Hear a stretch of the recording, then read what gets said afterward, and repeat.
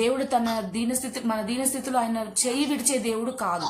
So కాబట్టి మనము ఈ వాక్యం ద్వారా, ఈ సారేపతు విధవరాలు ద్వారా మనం నేర్చుకోవాల్సిన విషయం ఏంటంటే, దేవునికి మనకున్న దాంట్లో దేవుని ప్రేమించాలి, దేవుని మాటకు లోబడాలి.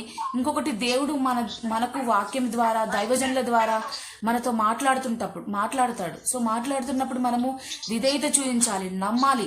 తప్పక నాకు కార్యం చేస్తాడని నమ్మినప్పుడే మనము మన జీవితాల్లో దేవుడు ధన్యకరంగా చేస్తాడు, మన జీవితాలను ఆయన అభివృద్ధి చేస్తాడు, ఉన్నత స్థితిలోకి తీసుకెళ్తాడు. సో మనకు ఉన్న దాంట్లోనే మనం దేవుణ్ణి ప్రేమించిన వారిగా మనము ఉండాలని, దేవునికి ఇచ్చేవారిగా ఉండాలని, అప్పుడు మన కుటుంబాల్లో, మన బిడ్డల జీవితాల్లో దేవుడు అద్భుతాలు చేస్తాడని ఈ వాక్యం ద్వారా మనకు నేర్చుకోవచ్చండి. ఇంకా కొద్దిగా కింద స్టోరీ ఉంది, నేను ఇప్పుడే చెప్పదలుచుకోలేదు.